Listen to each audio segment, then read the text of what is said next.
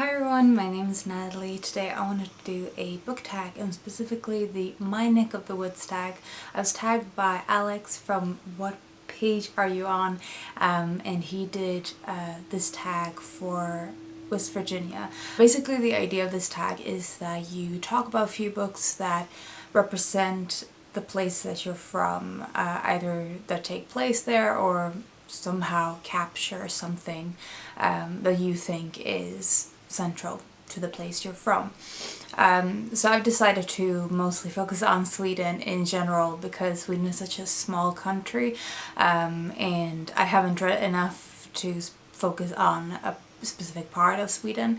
So if you're interested in some Swedish literature, then stick around because those are the things I'm going to talk about. First up, I'm going to talk about The Summer Book by Tove Jansson. As you all probably know, Tove Jansson is the author of the Moomin books and a lot of other things as well. She wrote a lot of prose and short stories, and this is one of her novels. Tove Jansson herself was Finnish, but I think her mother was from Sweden, so she has connections within her family to Sweden, and she also spent a great deal of her life in Stockholm. The reason I think that this captures Sweden is because it takes place on an island, and sort of the entire vibe of this book, the setting, is sort of the idealized idea of skärgård in Sweden, the shore life, the beautiful landscapes, and the images of Sweden outside of Sweden, I think, is very often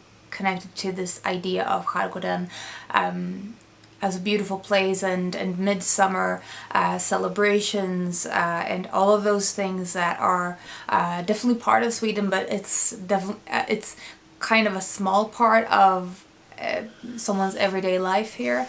But I think it is definitely a part of the image of Sweden as a country, and the mix between the traditional and the modern. In general, I think a lot of people associate Sweden with its beautiful nature and beautiful landscapes, and it is true in the sense that a big chunks of the country is only woods, which is one of the reasons that the population is so small. This book, I think, captures the setting and the ideals of the country, both within and outside of it.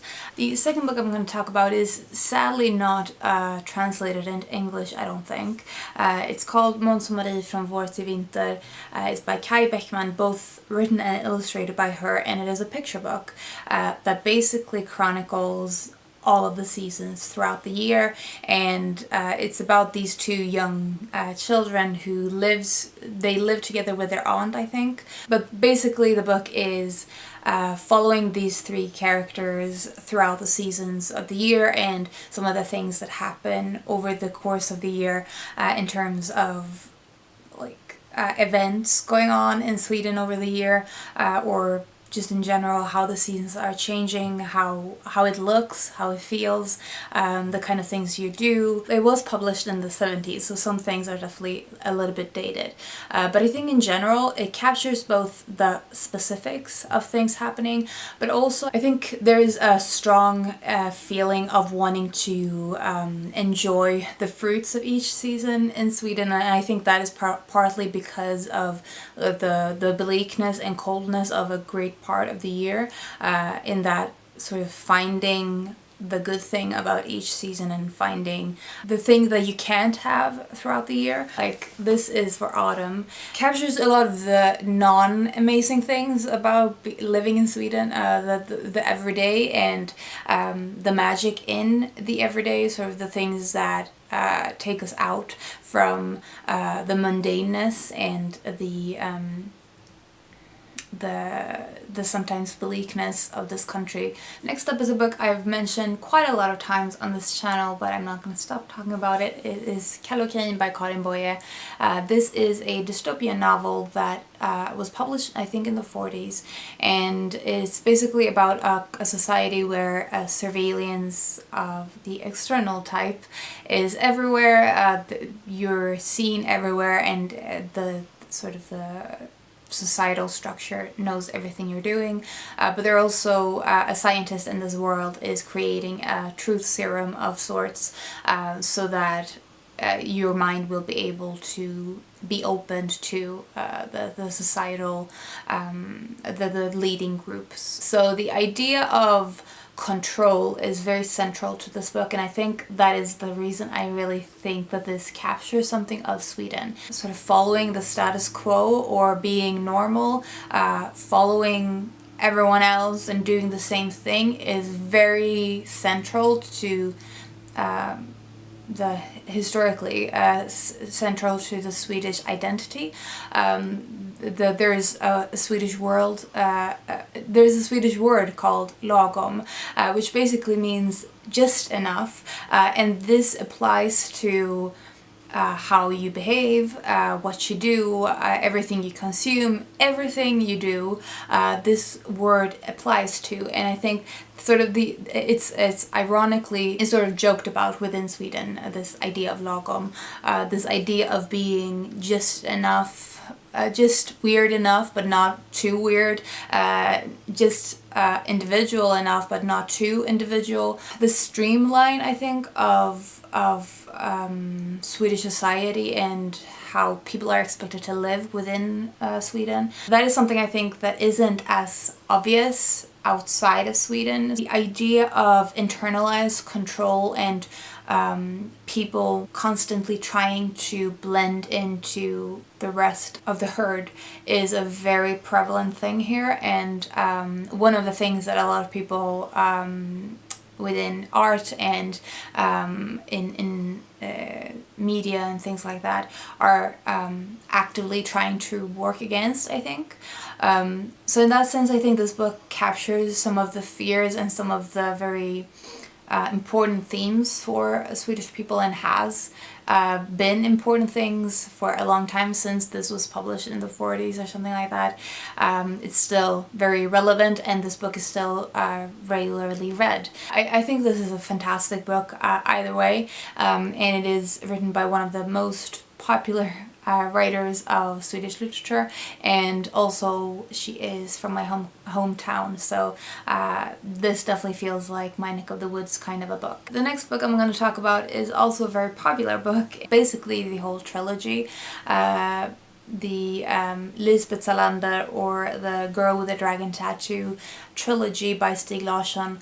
The reason I wanted to include these is partly because of their incredible popularity both within Sweden and outside of Sweden, but mainly because the whole genre of crime fiction, of police procedures, of mysteries, and of private detectives, it is a major part of Swedish literature, which is one of the reasons I don't read much contemporary Swedish literature. The reason I wanted to mention this trilogy is partly because, as I said, of the popularity of this genre and its prevalence. Actually, in general, I think Sweden is very interested in crime as a topic, as a subject. But also I remember that this book had, or this trilogy had, a lot of details in the writing that I think captured some of the mundane things about lifestyle here.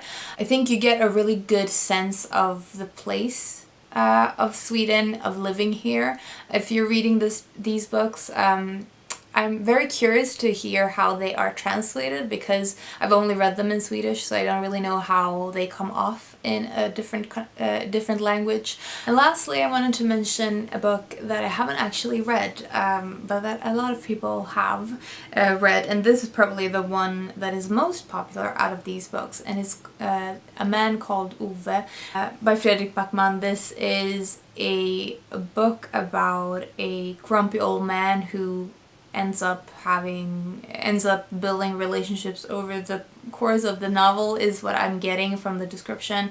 Fredrik Backman is probably the most read Swedish writer outside of Sweden that is currently working. Obviously, there's a lot of historically important Swedish writers like August Strindberg, Selma Lagerlöf. These are people that have been hailed for their works for a very long time, so a lot of their works have been published in other countries and translated into other languages. But I feel like his popularity is probably even bigger outside of Sweden. I'm not sure if that is correct, but that is the impression I get, at least. Honestly, I think I've been sort of hesitant because of his enormous popularity. I feel like I can't go into it completely blind. From the trailer, it seems that this book captures the silent grumping, the silent mumbling, the general whininess of people in very silent tones, as being sort of under your breath, rather than having like emotional explosions and really talking to people about what they're feeling, being honest and being upfront. I think there's a very popular thing here, or a very common thing here, where you sort of you're not really happy about something, but you don't talk about it up front, but you will mumble something under your breath and just kind of let it go on the outside, but not really letting it go on the inside.